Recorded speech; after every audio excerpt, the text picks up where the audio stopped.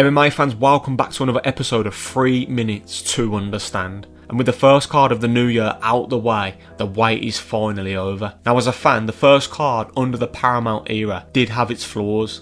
The quickness between fights is what us MMA fans value and love. Maybe it can be sorted going forward and we can get back to those faster paced production. I think the pulling of a couple fights may have had something to do with it as well. I was just happy to have my weekend UFC fix back, even if it means staying up to the early hours here in the UK. But as a whole, I think UFC 324 definitely delivered. I think the fans and the MMA social media space are way too impatient. There was excitement and moments in pretty much every fight. 4 finishes in the first 4 fights, and then the partial booing in fights when Atiba Gautier didn't get the finish, even in stages of the Volkanovski and Krylov fight as it went into the later rounds, is just ridiculous. I hope UFC 325 can follow suit, and I'm sure we'll see some scraps this Saturday. Now let's get down to business. This is 3 minutes to understand UFC 325. I'll give a quick breakdown of how I see the prelims playing out, and then I'll jump straight into the main card. I went 7 for 3 with my picks at UFC 324. It was a shame a couple of the fights were pulled, as I was excited to see Johnson vs Hernandez and see Smotherman too, but you can't win them all, can you? Right, on to the prelims. Starting from the bottom, I have Yi Jia to get the decision victory over Khan Ofli. Jonathan Mikhailov has got some vicious kicks and is solid with his takedowns and in his ground game. Elliott needs to close the distance to avoid those kicks, but stay moving in and out of range so he doesn't get taken down in close quarters by Jonathan. But I'm edging another decision for Mikhailov here. Next up is Torres Finney. Torres Finney definitely unproven as of yet, and Jacob Malkoun is a massive step up. Can Finney's wrestling keep his undefeated record intact? The answer to that is yes, I think he can. I'm picking Finney to step up and put on his best performance to date with a decision win over Malkoun. I've got Cam Ralston to beat Cody Brundage. Ralston is a decent kickboxer and he's quite long at middleweight, but surprisingly he has more wins by submission, and that's where I see him finishing Cody Brundage here too, either second or third round submission. And in the final bout of the prelims, we have former heavyweight turned light heavyweight Junior Tafa. I feel like Junior Tafa has tried his best to take his MMA career seriously, making all the right moves, dropping down to light heavyweight, removing all unnecessary baggage. However, in his light heavyweight debut, he just looks slow and stuck in cement. He still carries some strength and found himself in good positions, but the power in his hands seemed to have just vanished. Billy Elikana looked extremely dangerous in his last fight against Kevin Christian, and I see another stoppage here against Junior Tafa. Now kicking off the main card, we have 2 Aussies with Jamie Malarkey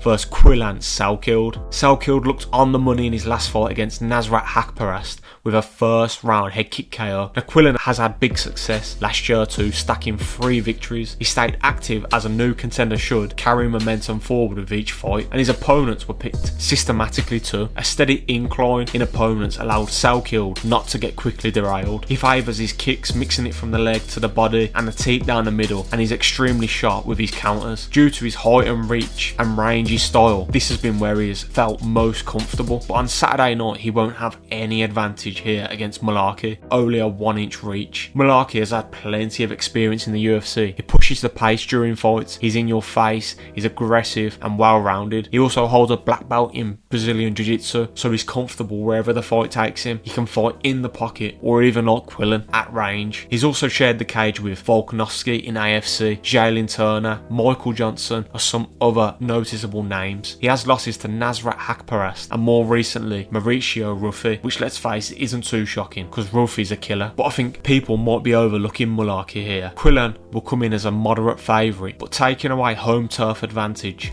and the experience in the cage that Jamie has, I expect it to be closer than people think. We have only seen Quillan go the distance once, and he'll expect to try and get the fight finished early, but I just don't see it happening. Malarkey's fight style is kill or be killed. He's a big underdog in this fight, but I'm going to pick the underdog and choose Malarkey to get the decision win here. Next up at heavyweight, we've got Bam Bam Tuivasa taking on Thaleson Teixeira. Bam Bam is in desperate need of a win to keep his UFC dreams alive. He's currently riding a 5-fight losing streak, and many, myself included, are surprised to see Ty still with the company. Garn, Sergey Pavlovich and Alexander Volkov are some of the names contributing to that losing skid, but they all sit firmly at the top of the heavyweight division. His last bout back in 2024 against Jairzinho Rozenstruik went to a decision where Rozenstruik had his hand raised, and this wasn't the Rozenstruik that first came into the UFC, KOing everyone in sight. Skill set wise, I think Tai is technically decent. He boxes well, he throws leg kicks, and he's a big guy. He can hold his own during clinches and transitions, but I think those losses took a toll on him mentally. Tai then took 2025 off, ballooned all the way up to 308 pounds, 43 pounds above the heavyweight limit, and at UFC 325 it feels like a must win for Bam Bam, fighting on home soil. I can't tell whether it's more pressuring or exactly what he needs, having the home fans behind him, or could he see it as extra pressure to deliver, potentially getting caught out trying to live up to the crowd. Standing across the cage from him on Saturday night is Taylor's son, Teixeira, who's 1-1 in the UFC. His last loss came against Derek Lewis in July of last year, and even though that turned straight into a firefight due to an accidental eye poke, it might have given Tai the blueprint to just take the fight to Taylor's son and pressure him from the opening bell. His confidence is going to be shot coming into this fight, and I don't fancy his chances being patient in this one, waiting for Teixeira to call the shots and bring the fight to him. Teixeira will have an 8-inch reach advantage too, and he's shown to have good feints and good head movement. Tai definitely needs to have a game plan and execute it. I feel taking emotion out of it with the losing streak, the weight gain, and the weight of the UFC future on the line. I prefer the chances of Taylor's son to bounce back and get the victory over Bam Bam here. Unfortunately, I have Teixeira to win by TKO, and sadly I think we see Bam Bam get cut. Moving on to a proper puzzle solver at lightweight, we have Rafael Fiziev versus Mauricio Ruffy. Fiziev has devastating Muay Thai, and Ruffy likes to fight with his karate stance where he throws explosive and unique strikes. When I look at Fiziev, the danger is obvious. His Muay Thai is so crisp and clean.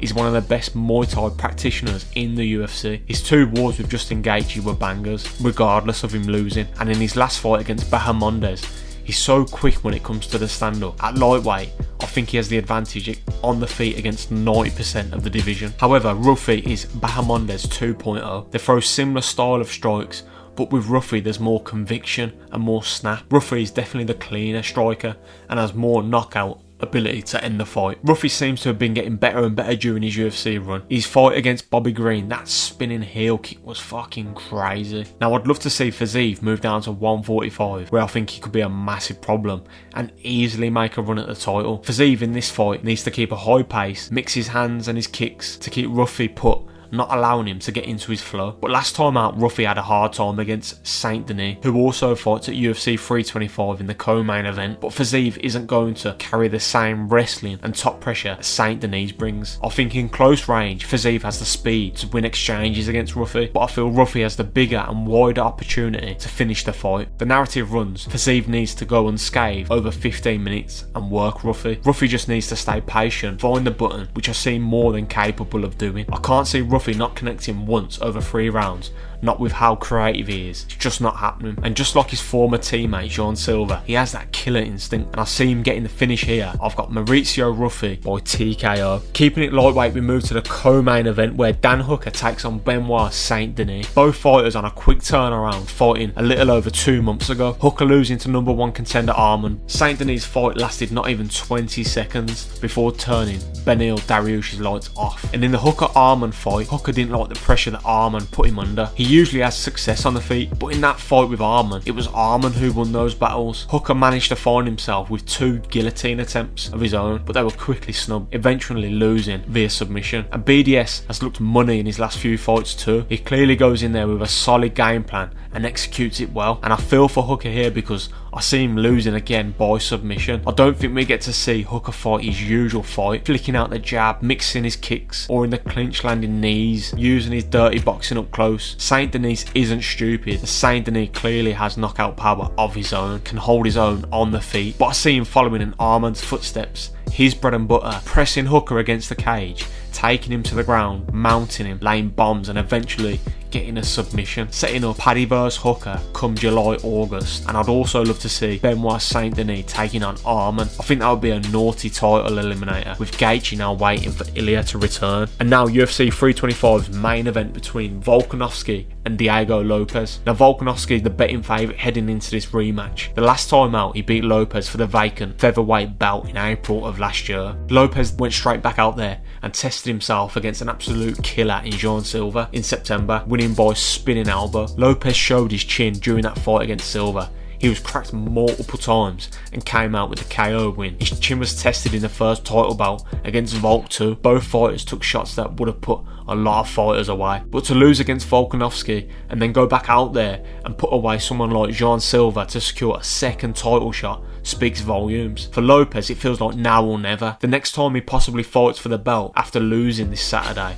and having to rebuild himself, I don't think Volk will be around and it will be a new challenger. He's already shared 25 minutes with the featherweight champ, and I think he knows exactly what he needs to do to come away with his hand raised. He wants that belt badly, and momentum is definitely on his side heading into the rematch this Saturday night. And in my 2026 champion prediction video, I said it felt like Volk's time will be coming to an end this year, and on Saturday night I do see the belt switching hands. I expect a classic Volk performance, gritty as always, pushing the pace, constantly working, but at 37 feels like it would be a perfect place to end his amazing UFC career. He's got nothing left to prove in the sport, multiple time world champion, solidified as one of the best featherweights of all time. He definitely has more opportunities now outside the cage too. He's starring in the new Street Fighter movie, which is out this year, and I'm sure he's got other avenues he can go and explore, but Volk may have other ideas and want to stick around for a little while longer. I predict Lopes comes out confident and outperforms Volk in every aspect of this fight. I just hope it doesn't end by KO, but MMA is such a fickle sport, absolutely anything can happen. So there's my main card predictions. I can't wait to see another stacked card that has every chance to live up to expectation. Kicking off 2026 with yet another quality event. UFC 325 in Sydney feels like the perfect stage. The fights are there, the storylines are there, and the Aussie fans will be loud and ready as always. This has been 3 minutes to understand UFC 325, and on Saturday night we'll find out which narratives hold up once that cage door shuts. Thanks for watching, and I'll see you in the next one.